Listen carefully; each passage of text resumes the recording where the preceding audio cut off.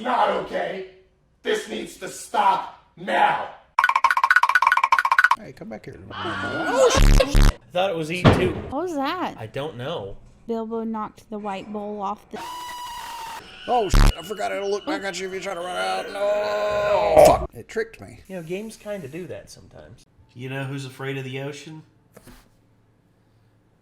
And me as well. I'm afraid of the ocean, and it terrifies me of what lurks below the depths.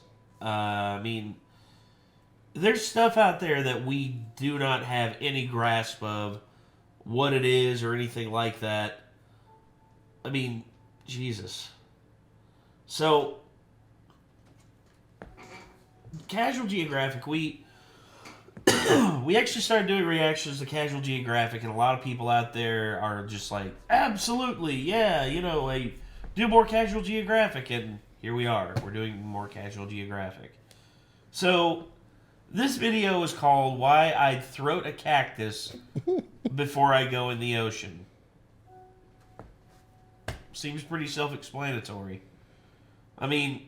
I don't even like to walk out a distance into the ocean when I go to the beach anymore. Like, I know everybody calls me a wuss for that, but I'm just like, dude, like, there's so many things that you can't see if you're in the ocean just a little bit. Yeah. That can fuck you up. Oh, yeah, they can like, kill you. I just like that. Don't feel like taking the chance, you know?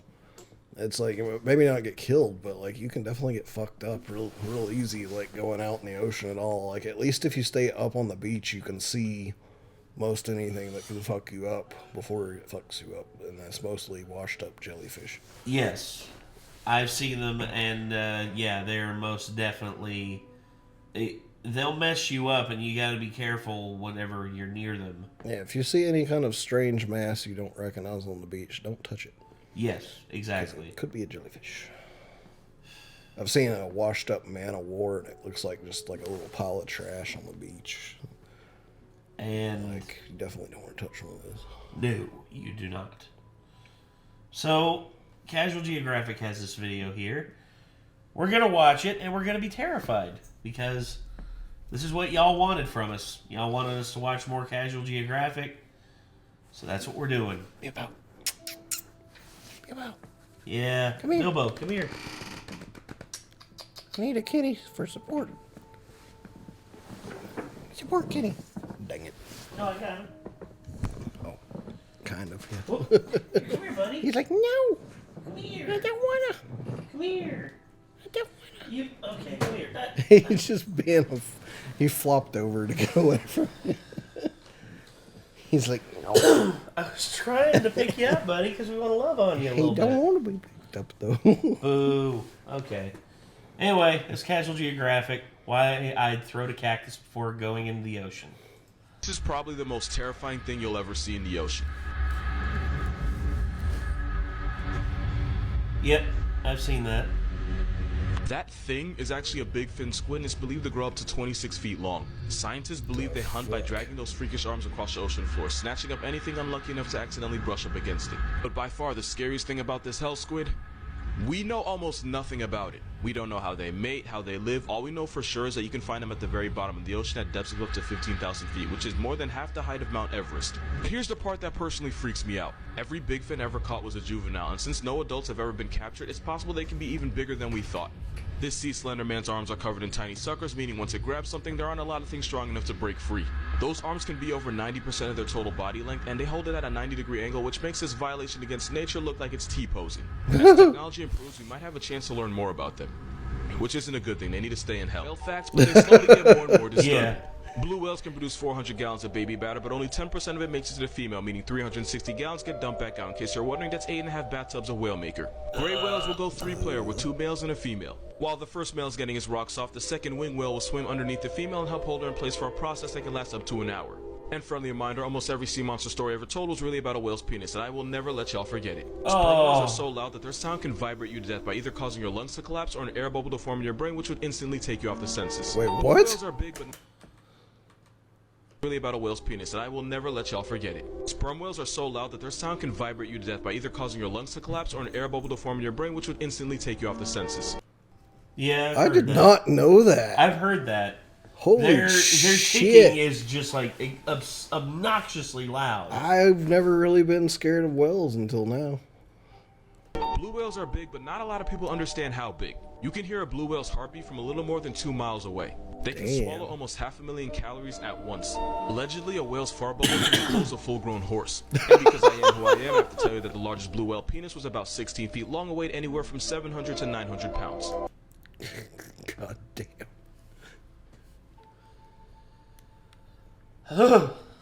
Blue whales don't spray water out of their blowholes the way you see in movies. It's actually warm air being forced out of the lungs. It's basically its breath. It's one of the most unholy smells that can ever assault your nose. Like burning rubber in a fish cemetery. Because of that video, there's now people that believe the ocean is salty because of whale sperm. And I'm not gonna lie, I wish it were true because of the look on people's faces when I tell them this is free therapy, but it isn't.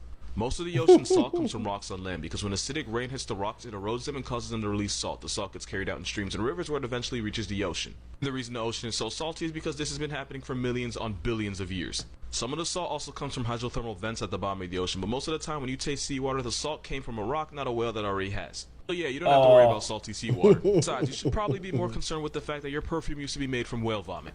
This The is more true. you know. Fish you should be most afraid of Ambergris. isn't the shark. It's the stonefish because it can deliver venom powerful Yeah, enough to cause fuck crippling pain and stonefish. toxic. Dude, those things are terrifying. Like, I won't get in the ocean here, but absolutely, positively, not even fucking going anywhere close to it if I ever go to Australia. No fucking way am I No. going to a beach in Australia. Nope. Enough to activate your Fuck life insurance in all less of than that. 2 hours. This fish is armed with a venom called verrucotoxin, and as a neurotoxin, it shuts your body down from the inside. If you got stung, you would first feel incapacitating pain, swelling, and eventually numbness. But no worries, it gets worse. It always gets worse. If you don't get medical attention fast enough, the poison would destroy tissues in the body, cause uncontrollable twitching and shaking, and eventually paralysis, meaning it would get harder and harder to breathe until you eventually black out. Victims describe the pain as getting continuously hit with a sledgehammer all over the body, and even if you survive, you could still walk away with permanent nerve damage and muscle atrophy. But there's 2 big reasons why this Satan guppy might be the most dangerous fish on Earth. One is this picture. Because the stonefish looks like Yep. A stone. it's so easy to accidentally step on one, and when you do, those spines would get shoved up your foot, and the harder you step, the more poison gets pumped into you. And number 2, they can survive outside of water for up to 24 hours, meaning they don't have to be underwater to put you underground. Because Australia is the only place where mistaking a fish for a stone can get you the death penalty. You should never pick this shell up because it's actually one of the most venomous things on the planet. That's because the cone snail can shoot you with a harpoon at 400 miles per hour. That would be like getting struck by 14 Usain Bolts, because ironically this snail is one of the fastest animals on the planet, being able to hit you almost as fast as you can blink. That's not the only thing fast about them, because this murder slug was nicknamed Cigarette Snail because according to urban legend, if you got hit by one, you had enough time for a puff puff pass before you puff puff pass away. If you got stung, you would immediately feel extreme pain, swelling, numbness, and vomiting. But don't worry, it gets worse. It would always escalate gets to worse. muscle paralysis, double vision, and difficulty breathing. And once you get to that point, you can go ahead and start printing out shirts because you finna be on one. And even though the cigarette thing was an exaggeration, it could take only 5 to 8 hours for them to connect you to God's Wi-Fi. Now the problem with these snails is that they use venom to paralyze unlucky prey, and they'll even put them to sleep with a toxin that's 1,000 times more powerful than morphine, which works on fish and stupid people that pick them up.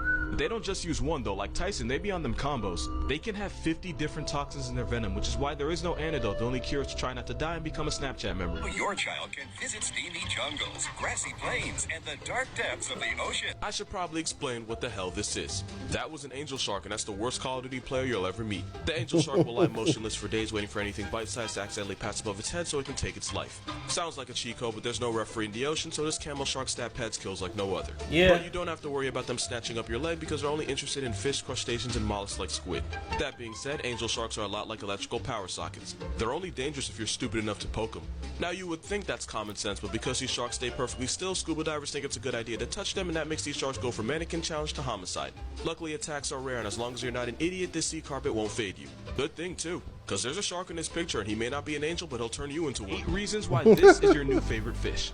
Even though they can be up to 23 feet over 3,000 pounds, they're 100% perfectly harmless to people because they only ever eat plankton and small shrimp.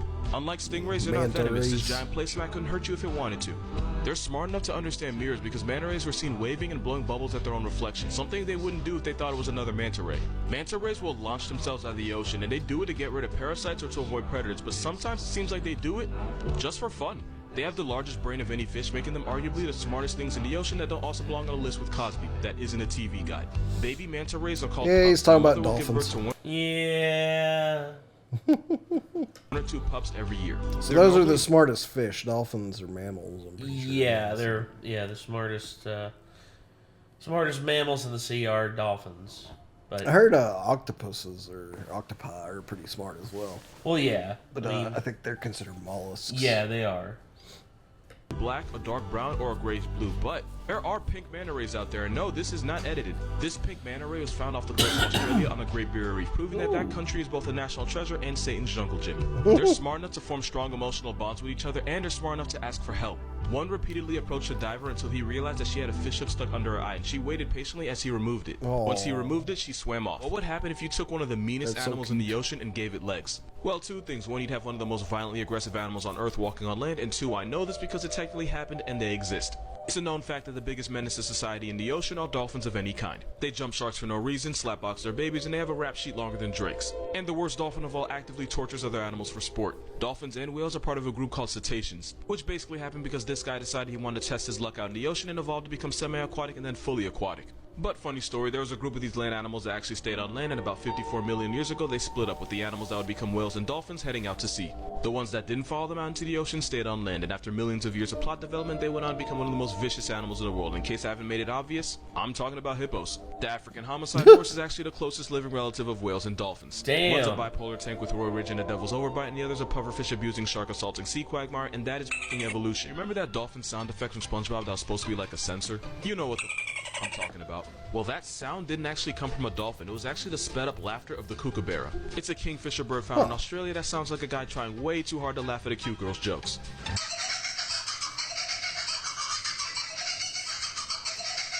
You may not be able to hear it, but when you double the playback speed, you can hear the sound that cartoons made you swear was a dolphin. Moral of this video, every dolphin sound effect you've ever heard on every TV show is really just an Australian crack tweetie. Huh. Didn't know that. Yeah. Oh, that one picture of that dolphin up there. Yeah, I've seen that Always one. gives me the heebie-jeebies. Yeah, he's just like, it just looks into your soul and it's just like, there's no one else here. It's like, imagine seeing that outside your window at night. Like if you were on a ship that had windows that were underwater. Yeah, I would look out at that and I would just be like, hey, Flipper, you gonna try and have your way with me? Please don't. He's like, listen here, I like you, and I want you. And we can do this the easy way or the hard way. The choice is yours. Like, I'm gonna stay inside the ship. Oh, I see you gonna be doing it the hard way.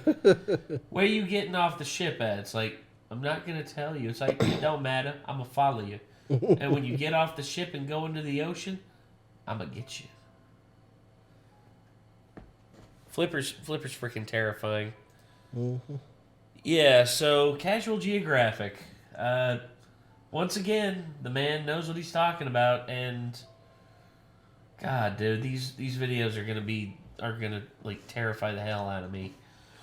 I mean, I really don't know what else to say other than just like, damn, damn, ocean, you scary. What's the video that's the second one over next to Flipper?